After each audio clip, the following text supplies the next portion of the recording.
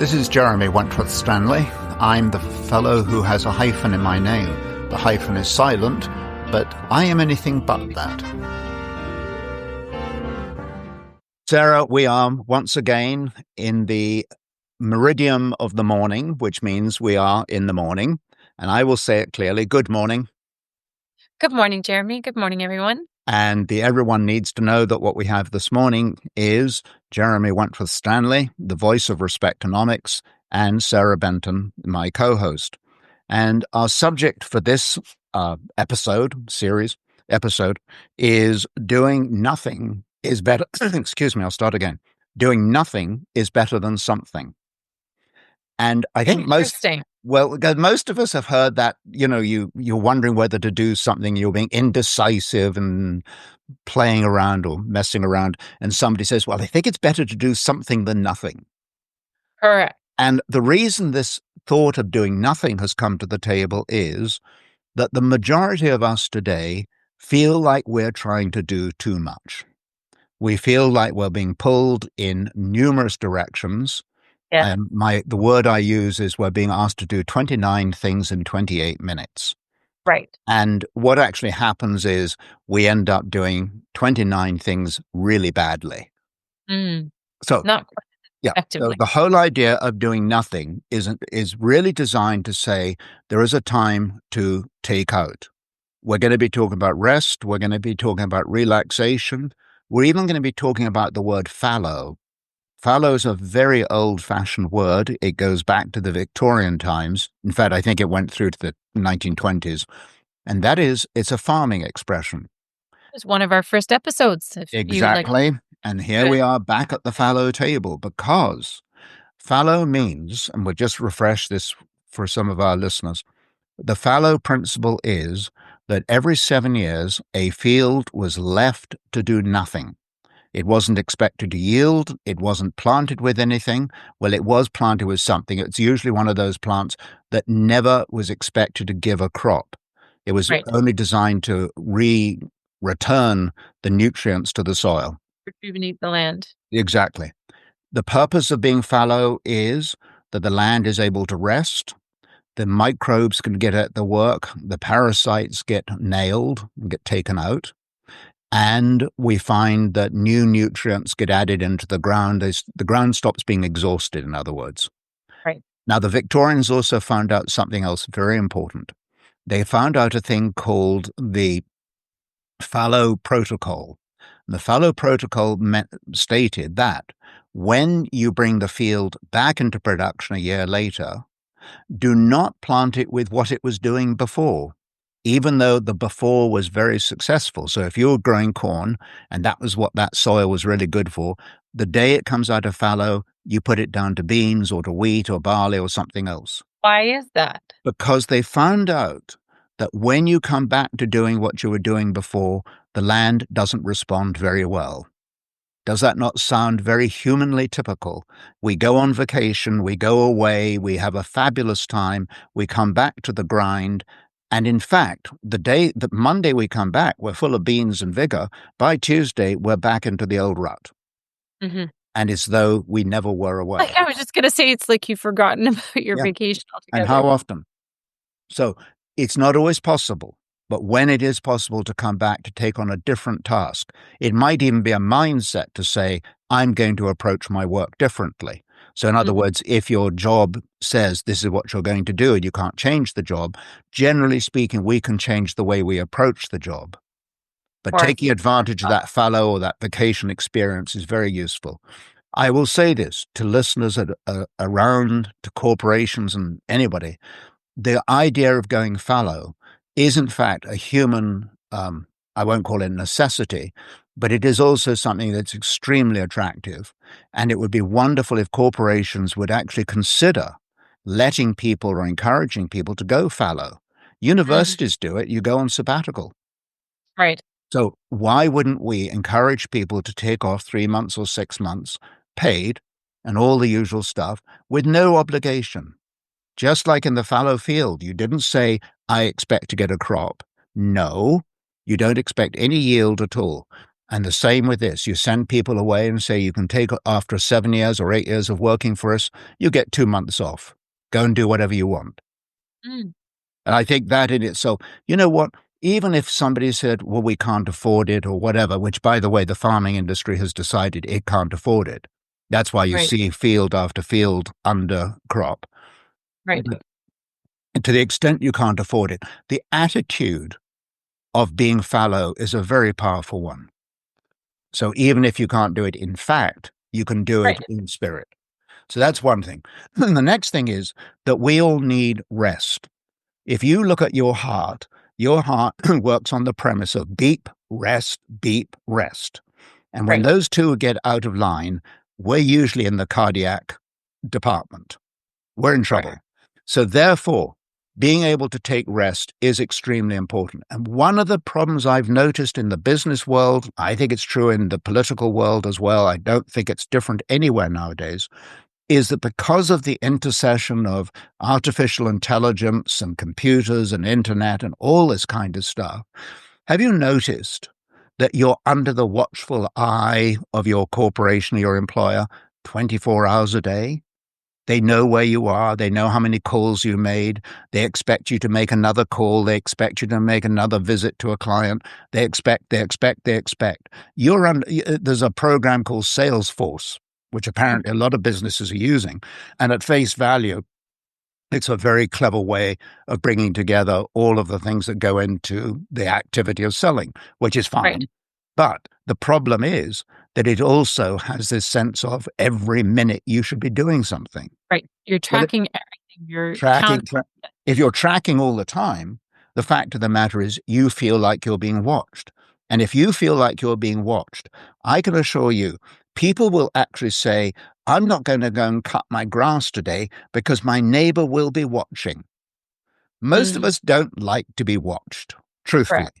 You want that sense of you chart your own course, you use the word navigate, you want to do your own thing. Right. And it's important, therefore, that from a employment, supervisory, if you will, point of view, that people have that sense that they are free to chart their own course. And one of the ways to do that is to encourage people to take breaks, to have rest, be able to go to somebody on a Thursday afternoon and say, great week we've had or great day you've had. Why don't you go home and enjoy the children? But show a level of compassion, a level of empathy that takes away from this 60 seconds must be employed all the time. Counted for all the time. Yeah. I mean, isn't there a book called The 60-Second Manager? I mean, they're all great ideas. But again, if we don't don't bring in this concept of rest, your heart can't handle it. So what in the earth says your mind or your body generally can handle it? It can't. Right. Point one. Sorry, Sorry, what go were you ahead. going to say? Sorry. Go ahead. The next thing I want to talk about, though, is if you are finding yourself in this rat race, this sense that you've got too much on your plate, there are two things that are helpful. And that is, we tend to start the day with all the things we must do today. Mm-hmm. And you make those incredible shopping lists, which, and then, I don't know if you've noticed, you write down 29 things and then somebody nudges you and says, what about, and there goes another 32 things to do that day. So now you've got this whopping great list in front of you. And I know one thing about those lists. When you've done 32, think you've done 32 things, how come at the end of the day you've still got 33 to do? Mm. Doesn't work. So a much better way to do it, and we have the publication, it's called the Living Journal. You can, it's not the Living Journal, sorry, the Living Schedule. And you can ask me for it, ask us for it. It's on the website. If you go there, respectonomics.com, go there and get one. What it is, it's a very straightforward, looks like a diary, and it says 7 to 8, 8 till 9, 9 to 10. It's all in 1 hour increments. And in each of those 1 hour increments, you write down what you want to do in that hour. So instead of going to this massive list that you're never going to get to anyway, all you're saying is between 7 and 8, I'm going to make breakfast for the children. Fine. And what I find is that when you put that in writing, you then find out you've given yourself 7 o'clock to 8 o'clock. Actually, by 7:45, you're done. The other You thing I like about that too is it's also coined as time blocking, mhm, is it allows you, where you said you've got 33 yeah, things that you need to get done, but you've got your list and it's expanding, is the time blocking or the living schedule that, as you say, we've got posted there on the website. It affords you the opportunity to be in the present moment and to be focused on what it is that you've allocated for that time block yeah, for that time, as opposed to multitasking a yeah, multitude of things. And again, like you said at the beginning, not being very effective. So that's what I love about that time blocking or that yeah. living schedule. And there's another gem, because when you have completed the task in 3/4 of an hour, which now means you've got 15 minutes to spare, under the Right. old regimen, right, I'll take on another job. No, you you've got 15 minutes to rest. You've got 15 minutes to do a crossword puzzle. You've got 15 minutes to, you know, whatever you like doing. But those 15 minutes are very valuable and you've earned them. And there's nothing better than having rest that is earned. It's very Right. satisfying. So that's part one. Next thing on the list is, once we understand the living schedule, we also need to learn how to relax. And I don't want to call it a bombshell, that's not exactly the right word, but a thought to share with everybody. All right. That is, all of us understand relaxation. Seriously, we do. You relax your body. And we've talked about this. You start with Right. your toes and you work up through your ankles and your knees and your femur and through your hips and up through. And one of the keys to relaxation is to relax your face. Mhm. Because if you think about it, any degree of tension you have is reflected in your face. Right. Therefore, if you relax your face, there is a metaphysical advantage that it will actually relax your emotions and so on. It works the other way around as well.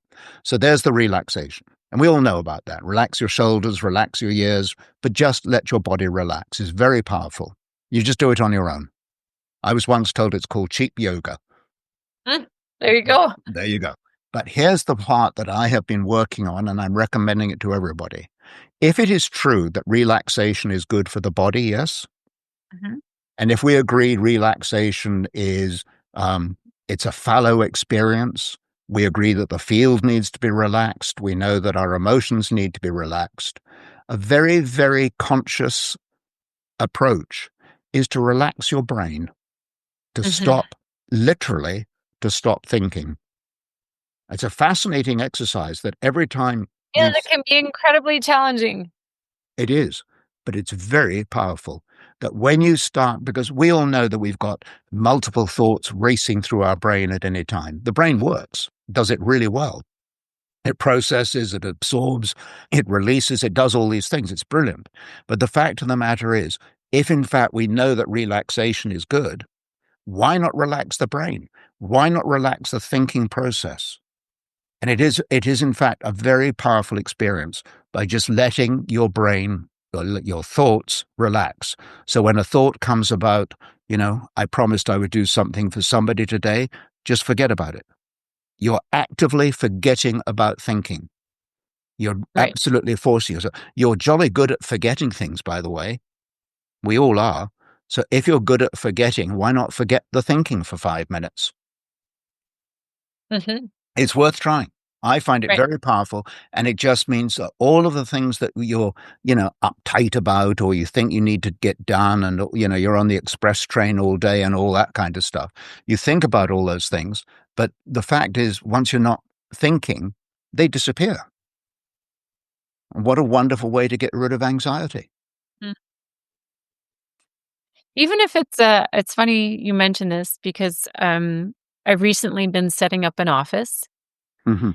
and I decided to create one area of the office space to be a sort of a relaxing or a seating Absolutely. area where it was intentional in me creating that little space so that I could take a break from my, your time blocking, if you Hmm. will, or your scheduling, and to just go sit and just pause and just That's where you do it.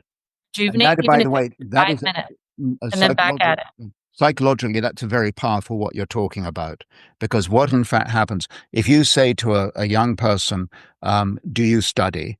And the person says, yes, I sit at my desk between 6 o'clock and 7 o'clock every evening, and that's where I do my studying. You will usually find that's an A student.